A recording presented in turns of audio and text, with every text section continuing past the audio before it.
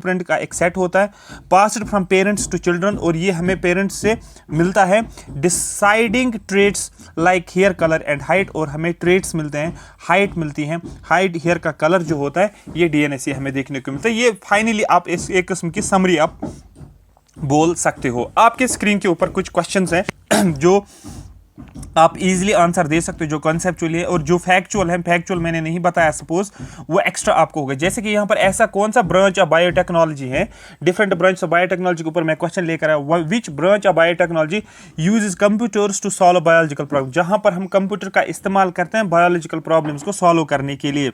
आप बोलोगे सर उस ब्रांच ऑफ बायोटेक्नोलॉजी को बोलते हैं गोल्ड बायोटेक्नोलॉजी, तो आप बोल सकते हो गोल्ड बायोटेक्नोलॉजी में हम क्या करते हैं, इसमें हम कंप्यूटर्स का यूज करते हैं, और इसको हमने बायो इन्फॉर्मेटिक्स के नाम से जाना जाता है। ठीक है, इसको बायो इन्फॉर्मेटिक्स के नाम से जाना जाता है। It is like using special software, ये होता है जैसे एक स्पेशल सॉफ्टवेयर यूज किया जाता है डीएनए को समझने के लिए और डीएनए को पढ़ने के लिए। नेक्स्ट क्वेश्चन जो होता है वो क्या है, what is the role of chromosome in the cell. अब देखो क्रोमोसोम का रोल, डायरेक्ट क्वेश्चन आपका पूछा जाएगा, फाइनल एग्जाम में आपको पूछा जाएगा, what is the role of chromosomes in the cell. क्या ये फूड को क्रिएट करता है? नहीं सर। Carry oxygen? नहीं सर, ऐसा तो नहीं है। Ensure DNA is copied correctly using cell division, बहुत ज्यादा इंपॉर्टेंट है। मैंने आपको पहले भी बोला था कि डीएनए इसका मेन फोकस रहता है कि डीएनए कॉपी करें। मैंने आपको ऐसे दिखाया था ना, ये एक डीएनए था और इसने 4 कॉपीज बना ली। ठीक है, ये 4 कॉपीज बना ली इसने, और यहां पर अगर क्रोमोसोम है इसके, ये सॉरी ये इसके अंदर ये क्रोमोसोम जो होता है, सेल के अंदर क्रोमोसोम जो होता है, ये क्रोमोसोम इसमें भी हो, ये क्रोमोसोम इसमें भी है, क्रोमोसोम इसमें भी हो। मतलब इंश्योर करना जब सेल डिवाइड करते हैं कि ये डीएनए को कॉपी करे, ये क्रोमोसोम्स डीएनए को कॉपी करे। ठीक है, next, which type of biotechnology is used in making medicine and vaccine. इनमें से कौन सा बायोटेक्नोलॉजी हम यूज करते हैं जहां से हम मेडिसिन और वैक्सीन बनाते हैं, उस ब्रांच को हम क्या बोलते हैं? उस ब्रांच को हम रेड बायोटेक्नोलॉजी के नाम से जानते हैं, जहां पर हम मेडिसिन को बनाते हैं। इसको हम बायोफार्मा के नाम से भी जाना जाता है, रेड बायोटेक्नोलॉजी को। और इस बायोटेक्नोलॉजी को हम क्या नाम देते हैं? इस बायोटेक्नोलॉजी को हम नाम देते हैं बायो इन्फॉर्मेटिक्स। आप देख सकते हो यहाँ पर, ठीक है, गोल्ड बायोटेक्नोलॉजी को। ऐसे कभी क्वेश्चन पूछते हैं, क्योंकि डायरेक्टली कभी आपको इजी क्वेश्चन बनेगा तो फिर आप इसमें फंस सकते हो। क्वेश्चन नंबर 5 यहां पर, what does green biotechnology focus on. Green का मतलब क्या होता है? आप बोलोगे एग्रीकल्चर इंटरेस्ट्स के लिए जो होता है ग्रीन बायोटेक्नोलॉजी। तो green biotechnology emphasises agriculture interests, ठीक है, ये एग्रीकल्चर के रिलेटेड है। डीएनए और आरएनए ऑलरेडी मैंने आपको बताया, DNA RNA is a molecule. अब यहां पर हम आरएनए के ऊपर बात कर रहे हैं। RNA is a molecule that helps make proteins bye carrying message from DNA. देखो ये डीएनए होता है और डीएनए के बाद हमें आरएनए देखने को मिलता है। ठीक है, जीन एक्सप्रेशन आप बोल सकते हो।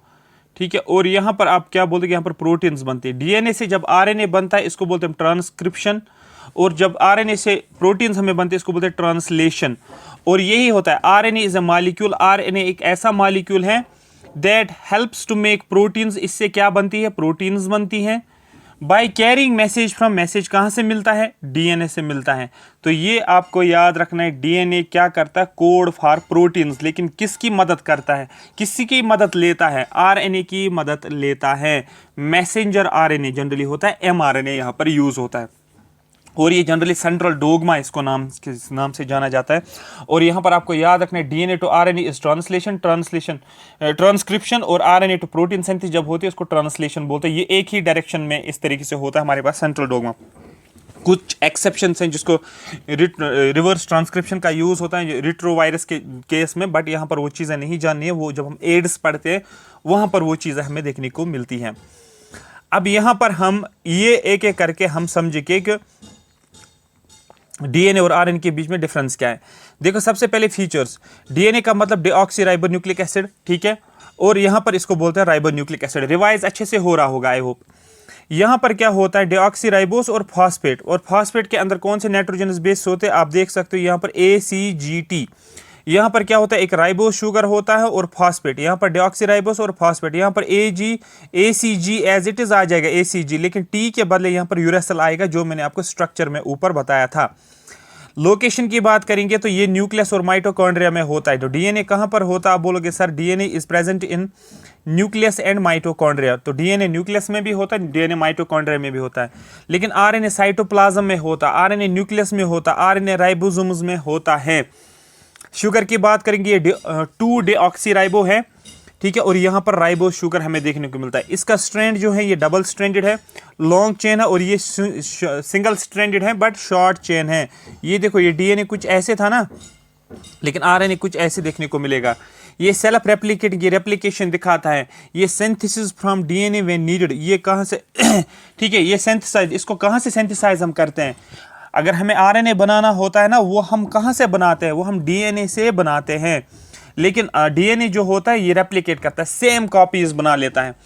जैसे आपने क्या किया, आपने एक नोटबुक लाई और नोटबुक लाई, उस पर कुछ लिखा, आपने कुछ लिखा एक पेज के ऊपर, फिर फोटोशॉप के पास गए आप, और फोटोशॉप ने उसके सेम कॉपीज बना ली। जैसे आधार कार्ड लेकर जाते हो, उसकी कॉपीज बनाते हो, तो वो हो गया आपको रेप्लिकेशन, बिल्कुल सेम आपको देखने को मिलेगा। अरे बात समझ, तो ये हमें देखने को मिला, ये टेबल भी आपको समझ आया होगा, ठीक है, ये यहाँ पर है आपका। अब हम एक और कॉन्सेप्ट के ऊपर आ जाते हैं, और वो कॉन्सेप्ट हमारे पास सेल हैं। तो ये आपका बेसिक जो था बायोटेक्नोलॉजी को क्लियर हो गया। अब सेल हमारे पास जो है, कौन कौन सी सेल होती है हमें देखना है। सबसे पहला यहाँ पर एक इंपॉर्टेंट पॉइंट है, क्योंकि मैंने ये डायग्राम जो ली है ये ब्रिटानिका से ली है, काफ़ी इंपॉर्टेंट साइट भी है, इंसाइक्लोपीडिया है, तो वहाँ पर ये डायग्राम मैंने ली है, क्योंकि डायग्राम्स मैंने नेट से ली हैं आपको क्लियर करने के लिए। यहाँ पर सेल का मतलब क्या होता है? Cell is the smallest unit of life. ये लाइफ का एक स्मॉलेस्ट यूनिट होता है, responsible for all life processes. जो भी हमारे पास लाइफ प्रोसेसेस होते हैं, उन सभी लाइफ प्रोसेसेस के लिए रेस्पॉन्सिबल है। ये तो आपको अभी समझ नहीं आया होगा जो मैंने स्टेटमेंट पढ़ा है, इसका मतलब क्या है आगे समझेंगे। फिलहाल आप एज ए स्टेटमेंट के तौर पर इसको समझो। इसके पीछे रीजन है, क्योंकि एज इट इज स्टेटमेंट पूछा जाता है एग्जाम में। Cell is the smallest unit of life, responsible for our life processes. और जितने भी हमारे पास लाइफ फंक्शंस होती है, प्रोसेस होती है, उन सभी प्रोसेसेस के लिए सेल का होना बहुत ज़्यादा ज़रूरी है, ठीक है। रिप्रोडक्शन का होना, ब्लड का फ्लो करना, ब्लड का बनना, ये सेल्स का ही रोल रहता है। रॉबर्ट हुक ने पहली बार सेल को नाम दिया है 1665 में। इसने क्या किया? इसने बोला सेल, कॉर्क से ली थी उसने, और उसने क्या नाम दिया उसको? उसने इसको सेल के नाम से दिया गया है। Cell is the fundamental structure and functional unit in every organism, whether in plants, animals और माइक्रो ऑर्गेनिज्म। सेल जो होता है इसको हम फंडामेंटल स्ट्रक्चर बोलते हैं। क्या बोलते हैं? फंडामेंटल स्ट्रक्चर, अभी समझाऊंगा ये क्या है। और फंक्शनल यूनिट है लाइफ का, ठीक है, लाइफ फंक्शन परफॉर्म करती है, ठीक है। हर एक ऑर्गेनिज्म, वो प्लांट्स हो उसमें सेल देखने को मिलते हैं, एनिमल हो उसमें सेल देखने को मिलेंगे, माइक्रो ऑर्गेनिज्म हो उसमें भी हमें सेल देखने को मिलेगी। अब यही समझना, मैं इसी स्टेटमेंट का मतलब यहाँ पर हमें समझना है, पहली स्टेटमेंट और इसका। Each cell is a complete system in itself. Cell जो है ना, ये कंप्लीट सिस्टम है, क्योंकि ये क्या करता है? ये लाइफ फंक्शंस को परफॉर्म करता है, ठीक है। This means that each cell is a self contained unit. Cell जो है ये एक इन इटसेल्फ एक लाइफ परफॉर्मिंग फंक्शन परफॉर्म करता है, लाइफ फंक्शंस परफॉर्म करता है। ये एक सेल्फ कंटेन्ड यूनिट है, capable of carrying out all necessary activities to sustain life. जो भी लाइफ को सस्टेन करने के लिए जितनी भी एक्टिविटीज होती है, वो सारी एक्टिविटीज ये परफॉर्म करता है। जैसे कि आपको सर्वाइव करने के लिए आप जो है, आप खाना भी खुद बनाते हो, आप पकाते भी खुद हो, आप खाते भी खुद हो, आप कपड़े भी खुद ही धोते हो, आप जॉब भी करते हो, आप खुद के लिए कमाते भी हो, आप खुद के लिए साफ सफाई भी रखते हो, आप कपड़ों की इस्त्री भी करते हो, अपने लिए कपड़े भी लाते हो। तो अपनी लाइफ को जीने के लिए आप सारी चीज़ें खुद ही करते हो, खुद ही लाइफ को सस्टेन करने के लिए। सेम कॉन्सेप्ट यहाँ पर अप्लाई करो, सेल का यही रोल है। ईच सेल, हर एक cell is a self contained unit capable of carrying out all the necessary activities. इस सेल की कैपेबिलिटी होती है, ये सारी नेसेसरी एक्टिविटीज को परफॉर्म करता है जो लाइफ को सस्टेन करने के लिए होना चाहिए। This includes process like metabolism.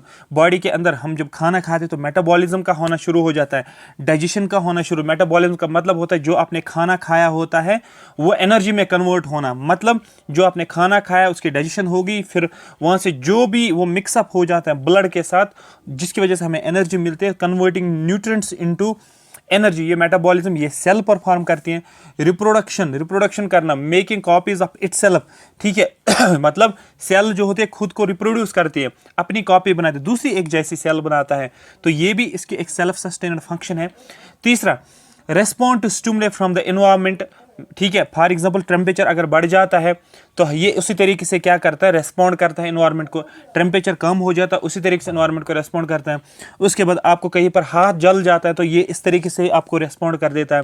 Maintaining internal balance, आपकी बॉडी का जो इंटरनल बैलेंस होता है उसको मेंटेन कर, जिसको हीमोस्टैसिस बोलते हैं, हीमोस्टैसिस बोला जाता है, और बाकी सेल्स के साथ भी कम्युनिकेट किया जाता है। ये किसका रोल होता है, सेल का रोल। तो यही स्टेटमेंट के बेसिस पे आप ये बोल सकते हो कि सेल जो होती है ये fundamental structural and functional unit of life हैं, इसलिए मैंने इसमें ब्लू कलर से हाईलाइट किया हुआ है।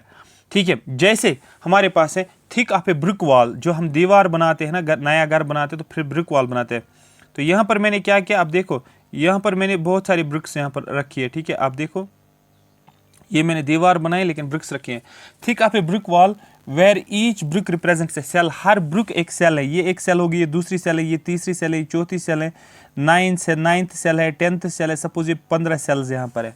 तो एक ब्रिक जो है वॉल के अंदर, हर एक ब्रिक एक सेल को रिप्रेजेंट करता है। When these bricks are assembled, जब इन सभी ब्रिक्स को मैंने जोड़ दिया into a structure like a house, तो मुझे क्या बना, एक दीवार बनी, दीवार के दीवार लगा दी, दूसरी एक घर बना, एक बिल्डिंग बनी। That structure resembles a community of cells, ये पूरा स्ट्रक्चर सेल्स की एक कम्युनिटी होती है। लेकिन सर सेल तो आपने बताया, लेकिन ये तो बताओ सेल का तो स्ट्रक्चर तो बताओ, कम से कम सेल का स्ट्रक्चर क्या होता है। स्ट्रक्चर को देखने के लिए हम पहले इसको देखेंगे ठीक है, इसको देखेंगे। एनिमल सेल ले लो, आप प्लांट सेल ले लो, बट हम क्या करेंगे फिर डिफरेंस करेंगे, तो फिर पता चलेगा कि कौन सा एनिमल सेल में होता है, कौन सा एनिमल सेल प्लांट सेल में नहीं होता है। ठीक है, जैसे कि सेल में हमें क्या देखने को मिलता है, स्ट्रक्चर अगर देखोगे सबसे पहले क्या देखेंगे हम, सेल वॉल देखेंगे हम, ठीक है। लेकिन एनिमल सेल में सेल वॉल नहीं होता है, हम डायरेक्टली सेल मेम्ब्रेन पे जाएंगे तो ये सेल मेम्ब्रेन हमें देखने को मिलता है। सेल के अंदर क्या होता है, आप बोलोगे सर न्यूक्लियस होता है, लेकिन न्यूक्लियस के अंदर क्या होता है, न्यूक्लियर पोर्स होते हैं, इसमें न्यूक्लियोलस भी होता है, इसमें न्यूक्लियोप्लाज्म होता है, फ्लूइड जिसको बोलते हैं, इसमें न्यूक्लियर इन्वॉल्व होता है। तो ये न्यूक्लियस के अंदर सारी चीज़ें हमें देखने को मिलती है इसमें हमें क्या देखने को मिलेगा, एंडोप्लाज्मिक रेटिकुलम, और एंडोप्लाज्मिक रेटिकुलम के भी दो है हमारे पास। स्मूथ एंडोप्लाज्मिक रेटिकुलम ये सेल में होता है, ठीक है, सेल का एक स्ट्रक्चर हम देखते हैं, और इसमें हम क्या देखते हैं, रफ एंडोप्लाज्मिक रेटिकुलम। सेल के अंदर ये देखो, ये शिप जैसी यहाँ पर बोर्ड जैसे बनी हुई है, ये हमारे पास माइटोकॉन्ड्रिया है। इसके बाद यहाँ पर देखो फ्लूइड जो होता है ना, पानी, इसको साइटोप्लाज्म के नाम से जाना जाता है। यहाँ पर आप देखो ये वाली जो लंबी लंबी बोर्ड्स बनी हुई हैं, ये गोल्गी एपैरेट्स यहाँ पर है। यहाँ पर देखो छोटे छोटे ये डॉट जैसे बीन्स बनी हुई हैं, इनको हम सेक्रीटरी वेसिकल्स के नाम से जाना जाता है। ये ग्रीन कलर का जो जैसे पी जैसे बना हुआ है, यहाँ पर इसको पेरोक्सिसोम्स के नाम से जाना जाता है। यहाँ पर इसको सेंट्रीजोम के नाम से जाना जाता है। ये वाइट जो इसको सेंट्रियोल के नाम से जाना जाता है। और यहाँ पर ये बड़ा सा बीन जो इसको लाइसोजोम के नाम से जाना जाता है। और यहाँ पर एक और है जिसको राइबोसोम, जो प्रोटीन्स बनाता है। और इसमें एक और देखने को मिलता है जो ये टेल जैसे बाहर है, इसको हम बोलते हैं सीलियम के नाम से जाना जाता है ठीक है। अब ये तो मैंने आपको डायग्राम से दिखाया, लेकिन सेल स्ट्रक्चर में हम क्या देखेंगे, हम प्लांट सेल भी पढ़ते हैं और एनिमल सेल भी पढ़ते हैं। और इन जनरल हम अगर देखेंगे अभी सेल स्ट्रक्चर में सबसे पहले सेल मेम्ब्रेन होती है, outer layer of the cell that defines it and controls what goes in and out. Cell, ये हमारे पास सेल है, सेल के ऊपर एक मेम्ब्रेन होती है। आप ऐसे देखो, अगर हमारे पास एक एग होती है ना, ये आप वाटरमेलन लाते हो, वाटरमेलन का जो बाहर वाला पोर्शन जो ग्रीन है ना, वो आप बोलोगे वो आपकी सेल मेम्ब्रेन है। ये आप एग ले लोगे, ठीक है, जब एग आप देखते हो तो एग में जो ऊपर वाला जो लेयर होती है ना, वाइट जो होती है, जो छिलका होता है, वो आप बोलोगे वो सेल की मेम्ब्रेन होती है। Outer layer of the cell जो हमें क्या बताता है, that defines it and controls, ठीक है। और कंट्रोल क्या करते हैं, कौन सी चीज़ सेल के अंदर आती है, कौन सी चीज़ सेल से अंदर बाहर जाती है, यही जो होती है मेम्ब्रेन ही डिसाइड करती है। और सेल के अंदर एक फ्लूइड भी होता है, सेल के अंदर क्या होता है, फ्लूइड होता है, और उसको फ्लूइड होता है, पानी होता है, इसको हम साइटोप्लाज्म के नाम से जानते हैं। That is fluid inside the cell membrane. ये सेल मेम्ब्रेन, क्योंकि ये सेल मेम्ब्रेन है ना, ये सेल मेम्ब्रेन है ना, सेल मेम्ब्रेन के अंदर जो ये पूरा मैंने ग्रीन ग्रीन डॉट्स बनाए ना, आप बोलोगे फ्लूइड इनसाइड सेल मेम्ब्रेन है, जो सपोर्ट किसको देता है, सेल ऑर्गेनेलिज, जैसे मैंने अभी बोला माइटोकॉन्ड्रिया, राइबोसोम, प्रोटोप्लाज्म, वो सारी चीज़ें जो होती हैं आपको यहाँ पर ऐसे ऐसे, इनको इन सभी को हम क्या नाम देखते हैं, न्यूक्लियस व्यूक्लियस, ये सारी चीज़ें ये साइटोप्लाज्म में देखने को मिलती हैं, और उनको ही हम, उन चीज़ों को हम ऑर्गेनेलिज के नाम से जाना जाता है। ठीक है।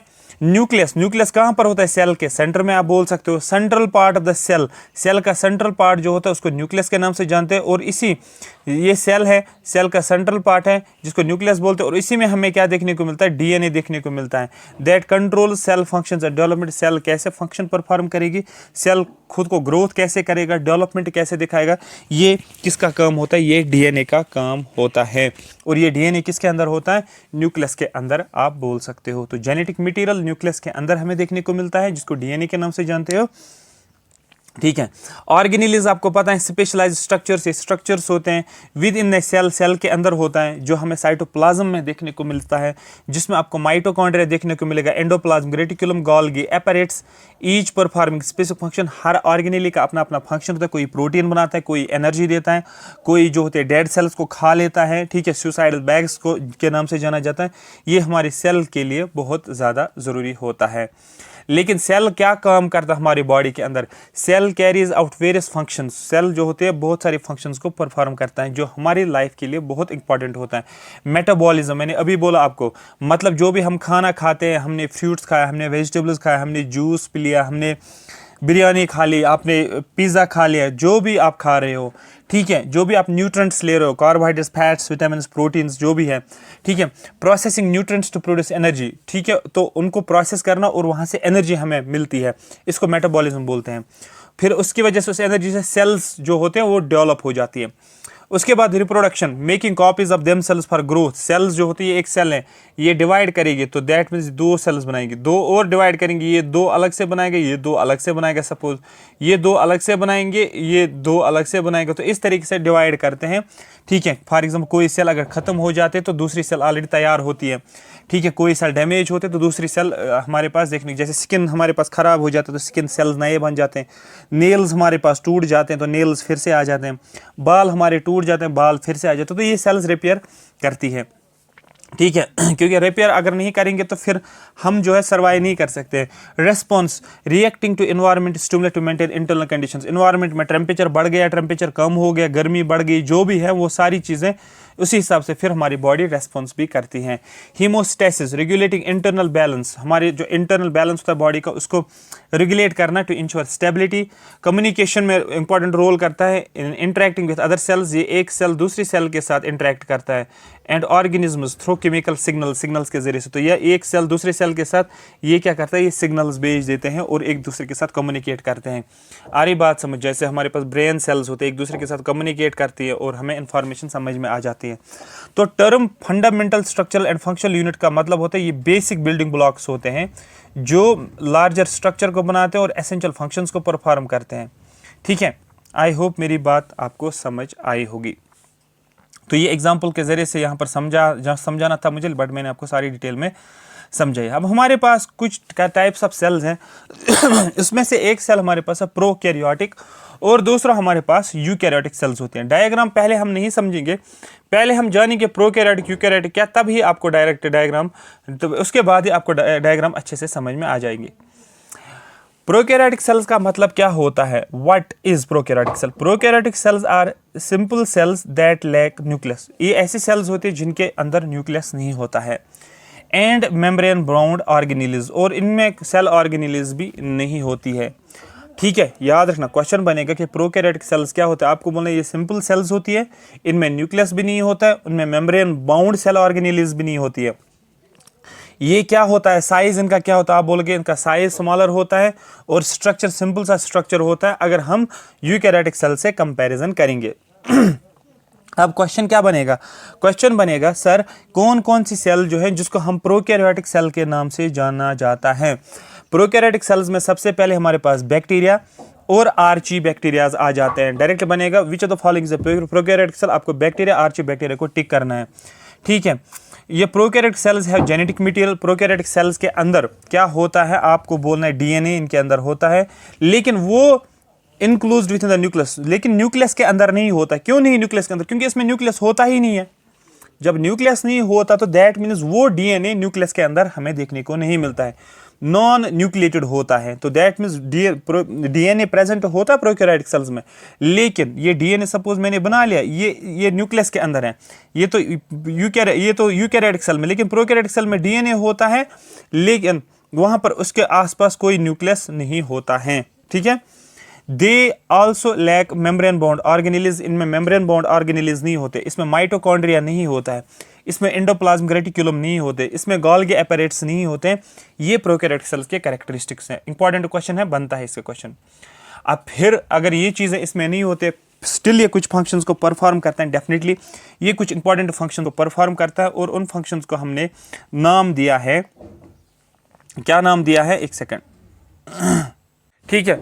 Despite there simplicity, even though कि ये सिंपल स्ट्रक्चर है इनका, prokaryotic cells are capable of performing essential functions, कुछ इंपॉर्टेंट फंक्शंस ये परफॉर्म करते हैं, जैसे सेल की मेटाबॉलिज्म में हेल्प करना, सेल जो होते हैं दूसरी कॉपी बनाना, रिप्रोड्यूस करने का मतलब, and response to the environment, और एनवायरनमेंट को रेस्पॉन्स करने में हेल्प करता है।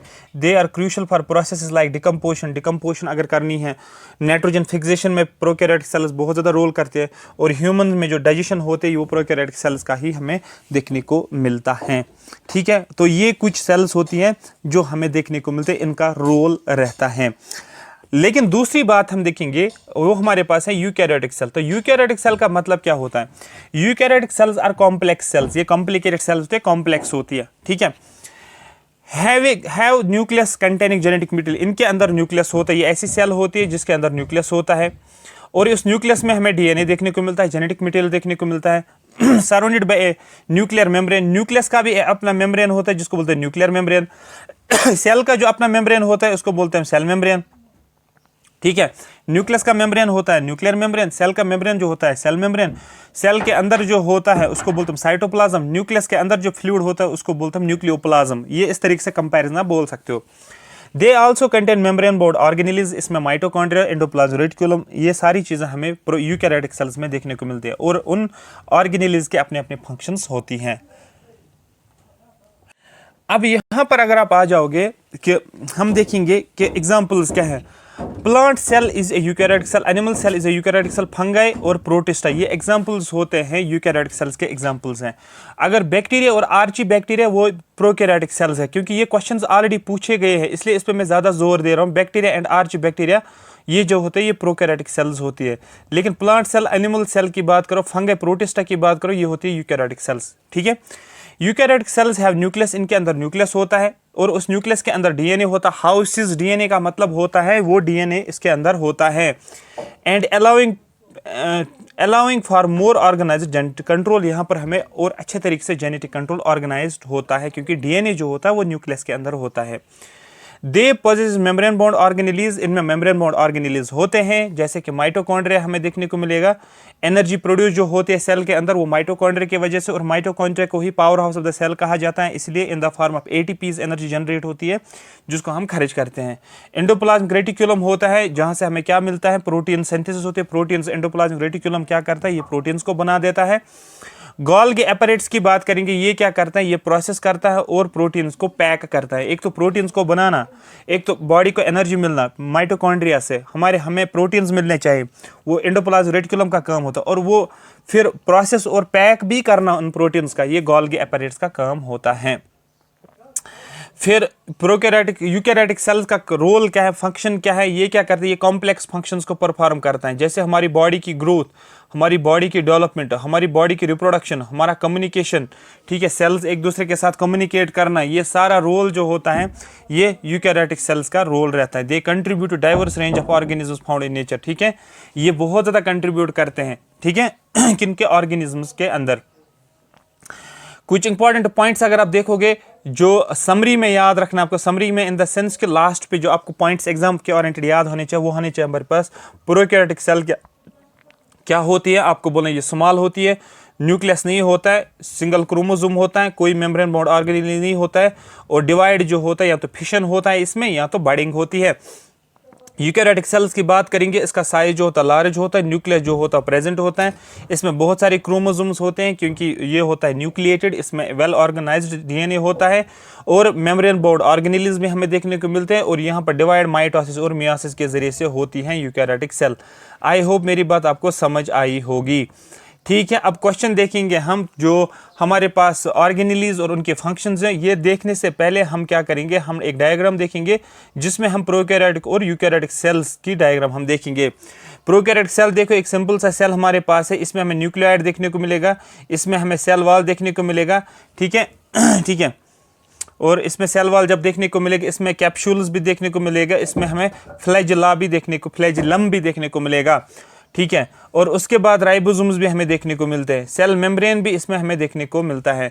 लेकिन यही अगर आप जाओगे यूकैरियोटिक सेल्स में, आप जाओगे यूकैरियोटिक सेल्स में आपको क्या क्या देखने को मिलेगा, रेड कलर से मैं हाईलाइट करता हूँ। यूकैरियोटिक सेल्स में भी राइबोसोम देखने को मिलेगा, आप सेल मेम्ब्रेन भी देखने को मिलेगा, आपको एंडोप्लाज्मिक रेटिकुलम देखने को मिलेगा, आपको chloroplast, Golgi apparatus, mitochondria, cytoplasms, cytoplasmic membrane, nucleolus, nucleus, nuclear membrane, ये यूकैरियोटिक सेल्स में हमें देखने को मिलती है। ऑलमोस्ट एनिमल सेल और यूकैरियोटिक सेल एक जैसे सेल हैं, इसलिए यूकैरियोटिक सेल्स में एग्जांपल हम एनिमल सेल के नाम से जाना जाता है। अब क्वेश्चन है, क्वेश्चन क्या है, क्वेश्चन है आपके स्क्रीन के ऊपर ऑर्गेनेलीज है और उनकी कुछ फंक्शंस है।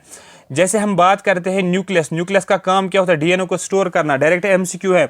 माइटोकॉन्ड्रिया का काम क्या होता है, एनर्जी प्रोड्यूस करना, किस फॉर्म में, एटीपी के फॉर्म में, एडिनोसिन ट्राइफॉस्फेट के फॉर्म में। जब एनर्जी हमें मिलती है, इसी को हम power house of the cell बोला जाता है। हमारे पास एंडोप्लाज्मिक रेटिकुलम होता है, ईआर, और इसमें दो होते हैं, एक होता है स्मूथ और एक होता है रफ। रफ वाला जो होता है ये प्रोटीन बनाता है, ना कि स्मूथ वाला। ये यहाँ पर आपको याद रखें, देखो आर से रफ यहाँ पर और पी आर, आर से प्रोटीन, ठीक है, पी आर ओ। तो इस तरीके से आप बोल सकते हो प्रोटीन कौन बनाता है, रफ एंडोप्लाज्मिक। फिर स्मूथ एंडोप्लाज्मिक रेटिकुलम का काम क्या होता है, लिपिड्स का बनाना, लिपिड्स की प्रोडक्शन करना और डिटॉक्सिफिकेशन, जो भी टॉक्सिन्स होते हैं उनको निकालना बॉडी से, ये इसका काम होता है स्मूथ एंडोप्लाज्मिक रेटिकुलम। गोल्गी एपैरेट्स का काम क्या होता है, प्रोटीन्स की मॉडिफिकेशन करना, पैकेजिंग करना, मटेरियल को ट्रांसफर करना।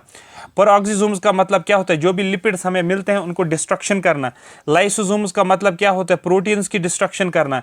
क्रोमोसोम्स का काम क्या होता है, determine the sex of an individual, एक इंडिविजुअल मेल है या फीमेल है, उनकी कैरेक्टरिस्टिक सारी जो होते हैं क्रोमोसोम बताएगा।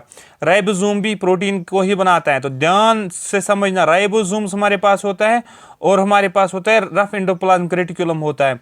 तो रफ एंडोप्लाज्मिक रेटिकुलम के साथ अटैच होते हैं राइबोसोम्स भी, और रफ एंडोप्लाज्मिक रेटिकुलम प्रोटीन बनाता है, मतलब रफ एंडोप्लाज्मिक रेटिकुलम प्रोटीन बनाता है, मतलब हमारे पास राइबोसोम्स भी प्रोटीन ही बनाएंगे। तो ये इस तरीके से आपको लिंक करना है। क्लोरोप्लास्ट, क्लोरोप्लास्ट जो होता है ये सिर्फ प्लांट्स में ही होता है, ये एनिमल्स में नहीं होता है, एनिमल सेल में नहीं होता है। और क्लोरोप्लास्ट जो होता है ये फोटोसिंथेसिस परफॉर्म करते हैं क्योंकि इसमें ग्रीन पिगमेंट होता है क्लोरोफिल। और हमारे पास वैक्यूल्स होते हैं, ये ऑस्मो रेगुलेशन जो होते हैं हमारे सेल्स के वो परफॉर्म करता है, और जो भी वेस्ट स्टोर होता है सेल के अंदर, इन वैक्यूल्स जो होते हैं उस वेस्ट को स्टोर करके रखता है। जैसे हम घर में डस्टबिन रखते हैं, वही डस्टबिन का रोल वैक्यूल का रोल, वैक्यूल जो है प्ले करता है। आई होप मेरी बात आपको समझ। अब हम प्लास्टिड देखेंगे, इस पर डायरेक्ट क्वेश्चन अलग से बना है। प्लास्टिड्स का मतलब क्या है, प्लास्टिड एक सेल ऑर्गेनेली है involve in making and storing food. इसमें क्या होता है, यहाँ पर फूड को बनाता है और फिर स्टोर भी करता है। जैसे कि ग्रीन प्लांट्स में एक पिगमेंट होता है क्लोरोफिल, और इसमें प्लास्टिड्स होते हैं। ये क्या करता है, ये फूड को बनाता है। इसलिए तो आप बोलते हैं ग्रीन प्लांट्स जो होते हैं वो अपना फूड खुद ही बनाते हैं, इसलिए उनको ऑटोट्रॉप्स के नाम से जानते हैं, जो जाना जाता है जो अपना फूड खुद ही बनाते हैं। फाउंड इन फोटोसिंथेटिक प्लांट्स, ये उन प्लांट्स में होते हैं जो फोटोसिंथेसिस परफॉर्म करते हैं, ना कि सभी प्लांट्स में। टाइप्स ऑफ प्लास्टिड्स, प्लास्टिड्स में कौन से टाइप्स हैं, एक हमारे पास क्लोरोप्लास्ट, इसमें से एक ग्रीन पिगमेंट होता है जिसको क्लोरोफिल बोलते हैं, ठीक है, फोटोसिंथेसिस जिससे परफॉर्म होती है और हम फूड बनाते हैं। क्रोमोप्लास्ट का मतलब क्या होता है, क्रोमो का मतलब होता है कलर, ये प्लांट्स को कलर देता है, ग्रीन कलर देता है।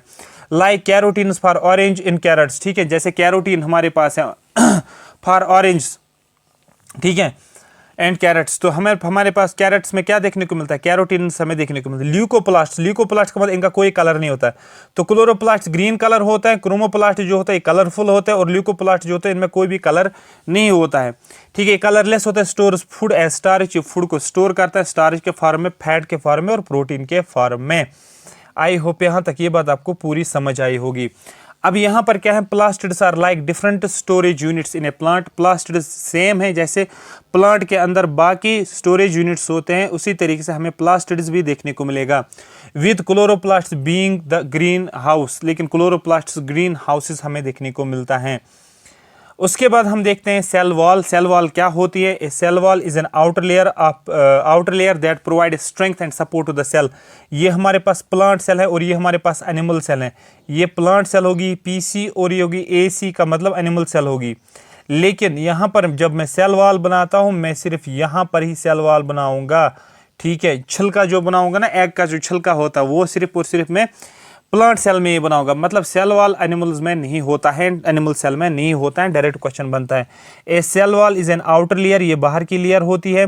इसका मतलब जब बाहर से है तो ये स्ट्रेंथ सेल को प्रोवाइड करेगा और सेल को सपोर्ट भी दे देगा, ठीक है, सेल को सपोर्ट दे देगा। It is found in plants, ये प्लांट्स में होता है, फंगाई में होता है, एल्गी में होता है, बैक्टीरियाज में होता है, आर्चिबैक्टीरिया में होता है, ना कि एनिमल्स में नहीं होती हैं। Think of a cell wall as a fence around the garden. For example ये आपका गार्डन है, ये आपका आपने गार्डन बनाया लेकिन इसके साइड में फेंसिंग आपने की है। इससे क्या हो जाएगा, जिसकी वजह से आप इस गार्डन को एनिमल के अटैक से बचा सकते हो, नहीं तो इस गार्डन को पूरा वो खा लेंगे। यही रोल रहता है सेल का, सेल वॉल का सेल के अंदर। अब देखो यहाँ पर प्लांट सेल और एनिमल सेल को देखो, यहाँ पर अब ध्यान से अगर देखोगे तो ये आपका क्वेश्चन यहाँ से बनता है। देखो सबसे पहले डायग्राम देखो प्लांट सेल और एनिमल सेल का, ठीक है। ये वाली सेल जो होती है ये एनिमल सेल है और ये वाली सेल जो होती है ये प्लांट सेल है। यहाँ पर देखो माइटोकॉन्ड्रिया यहाँ पर है, ठीक है। आप देखो यहाँ पर क्लोरोप्लास्ट सिर्फ और सिर्फ प्लांट सेल में, एनिमल सेल में नहीं है, इसलिए इस साइड दिया गया है। ये एरोज जो इस साइड है ये सिर्फ एनिमल सेल, प्लांट सेल में ही है। माइटोकॉन्ड्रिया यहाँ पर आप देख सकते हो, यहाँ पर माइटोकॉन्ड्रिया दोनों में है, ये भी आप याद रखना। गोल्गी विजेकल्स, ठीक है, गोल्गी एपरेट्स हो, विजेकल्स हो, ये कहाँ पर हमें देखने को मिलता है? प्लांट सेल में देखने को मिलता है। और ये जो होते हैं ये दोनों में हमें देखने को मिलते हैं, ये दोनों में हमें देखने को मिलता है, ठीक है, ये दोनों में है। लेकिन ये स्पेशली प्लांट सेल में ही है, एनिमल सेल में नहीं है। जैसे कि सेल वॉल की अगर हम बात करेंगे वो सिर्फ एनिमल सेल में ही देखने को मिलेगा, ठीक है।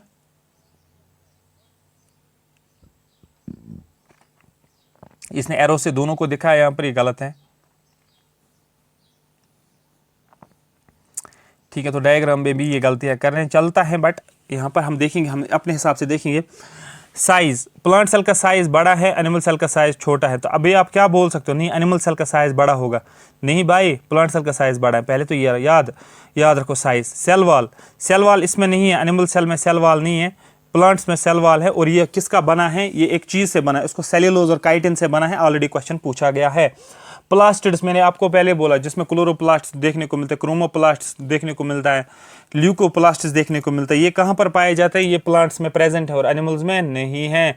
सेंट्रोजोम की बात करेंगे, अब यहाँ पर देखो प्लांट्स में एब्सेंट है और एनिमल्स में प्रेजेंट है, तो यहाँ पर ये थोड़ा सा बिल्कुल अलग है। तो यहाँ पर ये एब्सेंट है, ये प्रेजेंट है। वैक्यूल्स जो होते हैं प्लांट्स में बड़े होते हैं और यहाँ पर वैक्यूल्स जो होते हैं छोटे होते हैं। तो यहाँ पर ये चीज़ आपको सिर्फ याद रखना है ज़्यादातर कि सेल वॉल जो होता है प्लांट्स में टिक और एनिमल्स में क्रॉस, और प्लास्टिड जो होता है प्लांट्स में टिक, एनिमल्स में क्रॉस। क्रोमोसोम जो सेंट्रियोसोम जो होता है एब्सेंट होता है प्लांट्स में और प्रेजेंट होता है एनिमल्स में। तो ये आपको याद रखना है, ठीक है। बाकी जो होते हैं वैक्यूल्स का साइज की बात करो या ओवरऑल सेल की साइज का बात करो, ये प्लांट सेल्स में ज़्यादा देखने को मिलता है। हो गया क्लियर? ये भी यहाँ से भी आपके क्वेश्चंस बनते हैं। अब आपके क्वेश्चन स्क्रीन के ऊपर देखने को मिलेगा, इसके आंसर्स आपको बताने हैं। Which molecule carries the genetic instructions from DNA to help make proteins? कौन सा मॉलिक्यूल है इनमें से जो DNA को हेल्प करता है? That carry genetic information, जो जेनेटिक इंफॉर्मेशन DNA से लेता है और फिर किस में हेल्प करता है? प्रोटीन्स बनने में हेल्प करता है। आप बोलोगे सर वो तो RNA था ना, mRNA जनरली जिसको बोला जाता है, और फिर प्रोटीन्स बनती है। तो DNA से RNA बनता है और RNA फिर क्या करता है? ये प्रोटीन सिंथेसिस में हेल्प करता है, मैसेंजर RNA, और इसको बोलते हैं हम ट्रांसक्रिप्शन और इसको बोलते हैं ट्रांसलेशन। पहले C फिर L। तो ये हमारे पास RNA था। डायरेक्ट क्वेश्चन ऑलरेडी पूछा गया है एग्जाम में, ठीक है, क्लियर हो गया। अब यहाँ पर याद रखो कौन सा RNA आपको बोला एज ए मैसेंजर के तौर पे एक्ट कर रहा है ना RNA, इसलिए उसका mRNA, स्मॉल m लिखते हैं फिर बड़ा सा RNA लिखते हैं।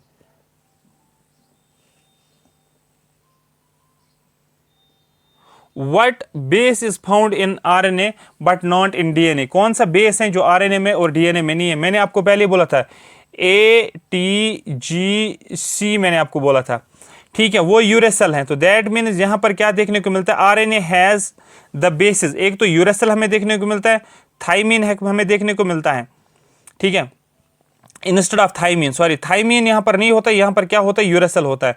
तो ये अगर मैंने डीएनए लिखा, ये मैंने डीएनए लिखा, अब मुझे क्या करना, आरएनए बोलना है। क्वेश्चन क्या बोल रहा है, क्वेश्चन बोल रहा है which base is found in RNA, RNA में और जो डीएनए में नहीं है। आप बोलोगे जो आरएनए में वो यूरेसिल है आरएनए में और डीएनए में नहीं है। डीएनए में इसके बदले क्या है, टी हमारे पास देखने को मिलता है, बाकी सेम है, AGTC तो सेम है, ये लिखा है। The other basis adenine, cytosine, guanine, A, C और G, ठीक है, CAG कैग आप याद रख सकते हो, कंट्रोल एंड ऑडिटर जनरल के हिसाब से याद रखो। कंट्रोल एंड ऑडिटर जनरल दोनों में सेम है, लेकिन फिर टी जो है ये डीएनए में है और आरएनए में यू है देखने को मिलता है। इस तरीके से आप याद रख सकते हो। What is the main function of mitochondria in the cell? Main function क्या है माइटोकॉन्ड्रिया का? मैंने आपको अभी बोला क्या होगा, क्या डीएनए स्टोर करता है? नहीं सर, मेन फंक्शन, क्योंकि डीएनए माइटोकॉन्ड्रिया में डीएनए होता है हम बोल सकते हैं, लेकिन मेन फंक्शन क्या है, माइटोकॉन्ड्रिया का मेन ही काम है power house of the cell बोला जाता है, मतलब एनर्जी प्रोड्यूस करता है। तो एनर्जी प्रोड्यूस करता है, तो mitochondria is known as the power house of the cell. Why so? Because they produce energy through the process of cellular respiration, क्योंकि ये एनर्जी प्रोड्यूस करता है, लेकिन कैसे, रेस्पिरेशन जब होती है। They convert nutrients into ATP, ये न्यूट्रिएंट्स जो हम खाते हैं उनको एटीपी में कन्वर्ट करता है, जो हमें एनर्जी मिलती है, adenosine triphosphate, which power cellular function, जिसकी वजह से सेल फिर पावर मिलता है, हमारी बॉडी को पावर मिलता है। नेक्स्ट क्वेश्चन आपके स्क्रीन के ऊपर वो है हमारे पास, which organelle is response for protein synthesis, ऐसा कौन सा ऑर्गेनेली है जो प्रोटीन्स में हेल्प करता है? मैंने आपको पहले बोला वो था हमारे पास राइबोसोम्स होते हैं और हमारे पास रफ एंडोप्लाज्मिक रेटिकुलम है। तो यहाँ पर आप जनरली राइबोसोम्स को टिक करोगे क्योंकि ऑप्शन में यही है, ठीक है, क्लियर हो गया। हाँ, अब यहाँ पर देखो क्वेश्चन क्या है, what is the primary difference between the prokaryotic and eukaryotic cells? Prokaryotic cell और यूकैरियोटिक सेल में आपको डिफरेंस बताना है, क्या है? आपको बोला प्रोकैरियोटिक सेल हैव न्यूक्लियस, नहीं ये नहीं है, इसमें ये गलत हो जाएगा, यूकैरियोटिक डू नॉट, इसने उल्टा किया इसको। Eukaryotic cells have membrane bound organelles, yes, prokaryotic cells do not have, ठीक है, ये बोल सकते हैं किसी हद तक, ठीक है। Prokaryotic cells are large, eukaryotic cells are smaller, ये भी गलत है। Eukaryotic cells have single vacuole, single chromosome, नहीं ऐसा नहीं है। प्रोकैरियोटिक सेल्स हैव मल्टीपल, ऐसा नहीं, ये भी इसने रिवर्स किया, तो ये भी गलत हो गया, पहला भी गलत हो गया और थर्ड भी गलत हो गया। हमारे पास ऑप्शन जो है बी, जो मैंने ऑलरेडी ऊपर बताया वही यहाँ पर लिखा हुआ है। Which type of plastid is involve in photosynthesis, किस किस्म का प्लास्टिड जो है फोटोसिंथेसिस में इन्वॉल्व है? क्या वो क्लोरोप्लास्ट है, ल्यूकोप्लास्ट है, क्रोमोप्लास्ट है? आप बोलोगे सर क्लोरोप्लास्टिस फोटोसिंथेसिस के लिए रेस्पॉन्सिबल है, क्रोमोप्लास्टिस कलर के लिए होता है और ल्यूकोप्लास्ट का कोई कलर नहीं होता है। आई होप मेरी बात आपको पूरी की पूरी समझ आई होगी। क्वेश्चन नंबर 7 आपके स्क्रीन के ऊपर, टॉपिक जब पढ़ते हो फिर आप क्वेश्चन 10-12 अगर करते हो ना, वहाँ ये क्लियर होता है, फिर आपको अलग से क्वेश्चन करने की ज़रूरत नहीं होती, क्योंकि वो आपके कॉन्सेप्ट एक्चुअली चेक करना होता है, ठीक है। What is the function of cell membrane, cell membrane का काम क्या होता है? मैंने आपको पहले ही बोला, मेम्ब्रेन अगर बाहर की होती, ये सेल है और इसके ऊपर मेम्ब्रेन है, इसका काम क्या होगा? ये क्या करता है कि स्टोर जेनेटिक मटेरियल, नहीं सेल मेम्ब्रेन का तो ये रोल नहीं है। Provide energy for the cell, अरे ये तो माइटोकॉन्ड्रिया का रोल है। Control the passage of material, मैंने बोला ना ये बाहर ही है, तो ये कौन आता है अंदर, कौन जाता है बाहर, उनको देख लेता है, तो दैट मीन्स ये किसका काम होता है? ये सेल मेम्ब्रेन का काम होता है, ठीक है। क्वेश्चन नंबर 8 कुछ ही क्वेश्चंस में लेकर आया हूं बट इंपॉर्टेंट क्वेश्चंस है। What type of cell typically has a large vacuole, इसमें से कौन सी सेल है जिसका वैक्यूल बड़ा है? मैंने आपको अभी बोला, आपको तो एनिमल सेल देखने को मिलेगी और ये प्लांट सेल देखने को मिलेगा, लेकिन जनरली आप बोलते हो एनिमल सेल बड़ी होगी, नहीं प्लांट सेल बड़ा है, प्लांट सेल बड़ा है वैक्यूल बड़ा होगा, तो प्लांट सेल में वैक्यूल आप बोल सकते हो बड़ा देखने को मिलता है। अभी मैंने बताया था ना, यहाँ पर टेबल में देखो यार, टेबल में, आई होप आपको समझ आएगा वैक्यूल किसका बड़ा है, ये प्लांट सेल है, ये वैक्यूल है, ये लार्जर है। ओवरऑल प्लांट सेल का साइज भी ओवरऑल लार्जर होता है। तो इस तरीके से आपको टॉपिक्स को कवर करना होता है। किसी भी सब्जेक्ट को अगर आप रिवाइज कर रहे हो, जब तक ये अप्रोच आप नहीं रखोगे जैसे मैं आपको करवा रहा हूँ, सीरियसली बोल रहा हूँ कि आपका रिवीजन अच्छे से नहीं होगा। अगर आप 10 रिवीजन भी वैसे करोगे तो वो फ्रूटफुल नहीं रहेगा, ठीक है। नेक्स्ट क्वेश्चन है question number 9, what does Golgi apparatus do in the cell. Cell के अंदर गोल्गी अपैरेट्स का क्या रोल रहता है। आप बोलोगे गोल्गी अपैरेट्स, ठीक है, गोल्गी इसका एनर्जी प्रोडक्शन नहीं सर, ये तो माइटोकॉन्ड्रिया, देखो डीएनए को स्टोर करता है, नहीं सर, ये प्रोटीन मॉडिफिकेशन या मटेरियल ट्रांसफर करता है, मे भी कर सकता है, लिपिड डिस्ट्रक्शन करता है, देखेंगे हम पहले दो तो बिल्कुल भी नहीं है, लेकिन प्रोटीन मॉडिफिकेशन हमने अभी ऊपर हमें देखने को मिल रहा है। Next question, question number 10, which of the following is true about the cell wall. Cell wall का काम क्या है, ट्रू क्या है। It is found only in animal cells, नहीं सर एनिमल सेल्स में नहीं है, ये प्लांट सेल में तो पहला गलत हो गया। इट स्टोर जेनेटिक इन्फॉर्मेशन, नहीं सर, ये जेनेटिक इन्फॉर्मेशन तो न्यूक्लियस डीएनए में होता, ये नहीं करता है। It provide strength and structural support to the cell, मैंने आपको पहले एग्जांपल बोली थी अभी, जब आप कोई गार्डन बनाते हो उसकी फेंसिंग करते हो तो उसको प्रोटेक्शन मिलती है, स्ट्रेंथ मिलती है, सपोर्ट एक देखने को मिलता है, तो ये इसका काम सेल वॉल का होता है। ऑप्शन नंबर बी वाला ये होता है। आई होप यहाँ तक आपके 2 चैप्टर्स इस यूनिट के कवर हो गए, एक बेसिक जो था बायोटेक्नोलॉजी का, ठीक है, और दूसरा आपको सेल बायोलॉजी भी कंप्लीट होगी उसमें। थर्ड यूनिट जो है थर्ड चैप्टर जो है बायोटेक्नोलॉजी का, वो हम स्टेम सेल्स के ऊपर आएंगे, बहुत ज़्यादा इंपॉर्टेंट है, कंप्लीट करना है इसको भी।